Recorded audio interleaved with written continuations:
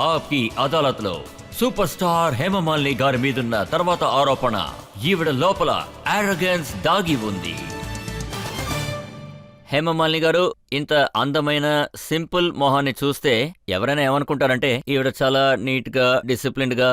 South Indian వాళ్ళు అసలు ఎవరిని ఏమీ అనరు, కానీ ఫిలిం ఇండస్ట్రీ వాళ్ళు ఏమంటున్నారంటే ఈవిడ లోపల చాలా అరగంటగా ఉంటారు అన్నారు. దానికేం చేయగలం? ఆవిడ సీత కాదు, చూడటానికే అలా ఉంటారు, కానీ లోపల ఆవిడ గీత. సమ్టైమ్స్ ఇలాంటి ఇమేజ్ బాగా వర్కౌట్ అవుతుంది. మీ సినిమాలన్నీ హిట్ అయినాయి. జానీ మేరా నామ్, ఇంకా సీత और గీత సినిమా కూడా హిట్ అయింది. మీ లివింగ్ రూమ్లో ప్రొడ్యూసర్స్ అందరు కూడా మీకోసం వెయిట్ చేస్తూ ఉంటారని విన్నాను. 100 మంది ప్రొడ్యూసర్లు మీ డేట్ కోసం క్యూ కట్టుకుని నిలబడేవారట, కానీ మీరు రెడీ అయి కిందకి దిగి తిన్నగా వెళ్ళి కారులో కూర్చునేవారట, ఎవరిని పట్టించుకునేవారు కాదని నేను విన్నాను. అది నిజమేనా? నేనెందుకు చూడనంటే అక్కడ ఇంకో ప్రొడ్యూసర్ వెయిట్ చేస్తూ ఉంటారు. నువ్వెందుకు ఇంకెక్కడికి రాలేదని నన్ను తిడుతూ ఉంటారు. నేను వెళ్లే కదా తీరాలి. కానీ ఇండస్ట్రీలో ఉన్న ఇంప్రెషన్ ఏంటంటే ఎప్పుడైతే పెద్ద స్టార్స్ ఇలాంటి ఇబ్బందులు ఎదుర్కొంటున్నారో ముందు మీరు వెళ్ళి వాళ్ళకి సాయం చేసేవారు. ఇలాంటి కథలు కూడా విన్నాను. దేవ్ గారు ఒక సినిమా చేశారు జీనత్ అమన్తో, కానీ ఆ సినిమా ఆడలేదు. అప్పుడు మీరు ఆయన సినిమాలో ఒక రోల్ చేసి ఆయనకి హెల్ప్ చేశారు కదా. నాకు ఒక సినిమా ఆఫర్ వస్తున్నప్పుడు ఆ సినిమా హీరో సక్సెస్ఫుల్ గా ఉన్నారా లేదా అదంతా నేను చూడను. నేను సినిమా సైన్ చేస్తే వీళ్ళు యాక్ట్ చేసి వచ్చేస్తాను. ఆ సినిమా హిట్ అయితే అది వేరే విషయం. వాళ్ళ కెరీర్ డౌన్ అవుతుంది కాబట్టి నేను హెల్ప్ చేస్తున్నానంటే అది తప్పు. నేనేమీ దేవుడు కాదు కదా. ఎవరో ఏమిటో చూడను. ఎవరైనా సరే అందరితోనూ వర్క్ చేయాలనుకుంటాను.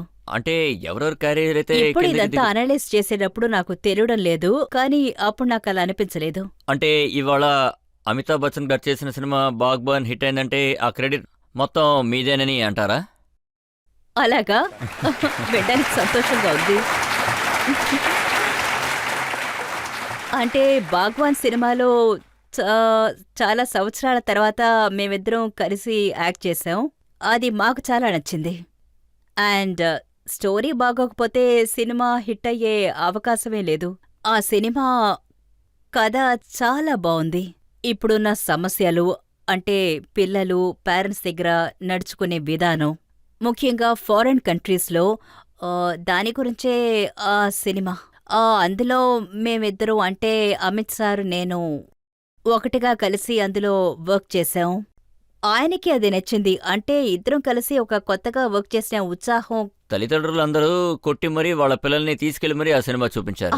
కొట్టి మరీ ఆ సీడీని ఇంటికి తీసుకువెళ్లి వాళ్ళ పిల్లలకి చూపిస్తారు. వాళ్ళ ఇంటికి తీసుకువెళ్లి పెట్టుకుంటారు. ఒక పెద్ద పొజిషన్కి వచ్చిన సంతోషం. పిల్లలు ఏదైనా తప్పు చేస్తే ఇలాగే జరుగుతుందని చూపించడానికి.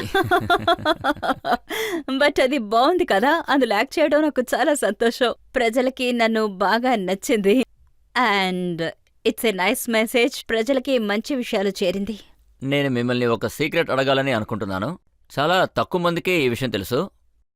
ఎవరితో అయితే అమితాబ్ బచ్చన్ గారిని కంపేర్ చేసి ఈరోజు ఎక్కువగా చూస్తున్నారో అంటే Shahrukh Khan.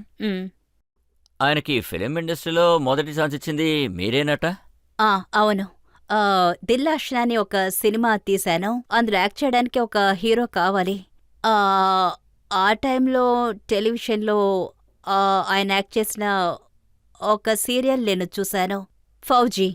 So I was very impress. He was so sweet and so nice. ఆయన చూడ్డానికి చాలా యంగ్గా చాలా అందంగా ఉన్నారని చెప్పాను.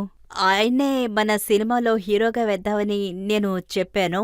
తర్వాత నేను ఫోన్ చేశాను. ఆయన కూడా బాంబేకి వచ్చారు.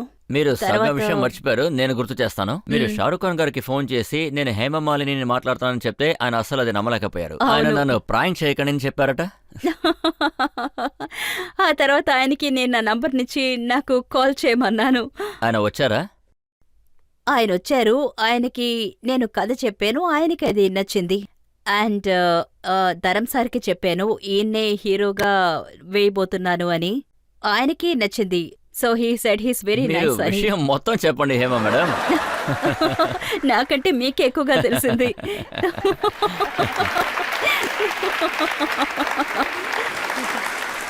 చాలా కాలం అయిపోయింది కదా, అందుకని నేను మర్చిపోయాను అనుకుంటాను. నేను మీకు గుర్తు చేస్తానుగా. షారుఖ్ ఖాన్ గారికి చాలా పొడుగైన జుట్టు ఉండేది, అది ఆయన మొహాన్ని కప్పేసింది. ఇది నిజమేనా? నిజమే.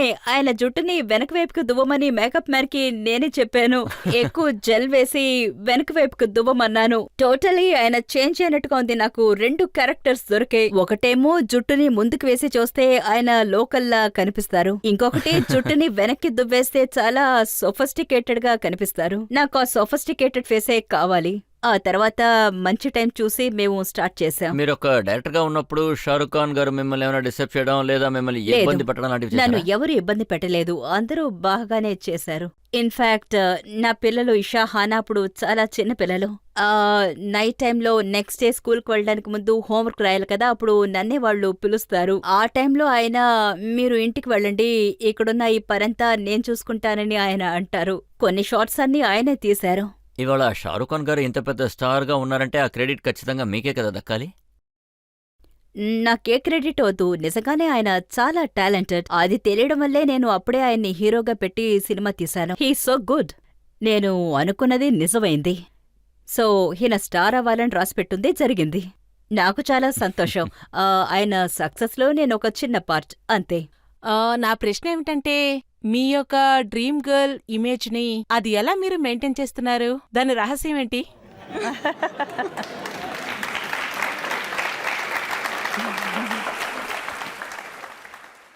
నన్ను చూస్తే మెయింటైన్ చేస్తున్నట్టుగా ఉందా? Thank you so much. అది కూడా నేను దేవుడికే థ్యాంక్స్ చెప్పాలి. తర్వాత నేను డాన్స్ చేస్తున్నాను, కంటిన్యూస్గా చేస్తున్నాను. డాన్స్ చేయడం వల్ల నేను స్టేజ్ మీదకి రావాల్సి ఉంది. సో స్టేజ్ మీదకి రావాలంటే నేను పర్టికులర్ ఫిగర్ని మెయింటైన్ చేయాలి.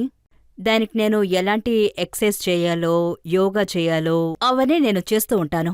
అండ్ తినే విషయంలో నేను చాలా కంట్రోల్డ్గానే ఉంటాను. దొరికేవన్నీ నేను తింటూ ఉండను. That's it. And mainly it's a blessing and grace of the lord. Hema madam, కోట్ల మంది ఆడవాళ్ళు ఈ షోని చూస్తూ ఉంటారు. మీరిచ్చిన సమాధానం వాళ్ళకి నచ్చదు. వాళ్ళు ఏం తెలుసుకోవాలనుకుంటున్నారంటే, వాళ్ళకి మీ వయసు వచ్చినప్పుడు చూడటానికి మీలా ఉండాలంటే దానికి వాళ్ళు ఏం చేయాలి? అందరూ డాన్స్ చేయండి. ఎవరెవరైతే బాగ్బాన్ సినిమాని చూసారో వాళ్ళు ఏం చెప్పారంటే, ఇప్పుడున్న యంగ్ జనరేషన్ హీరోయిన్స్ ని హేమమాలిని గారు బీట్ చేసేస్తారు అని. లేదు లేదు, అలాంటిదే లేదు. Maybe photography was very nice.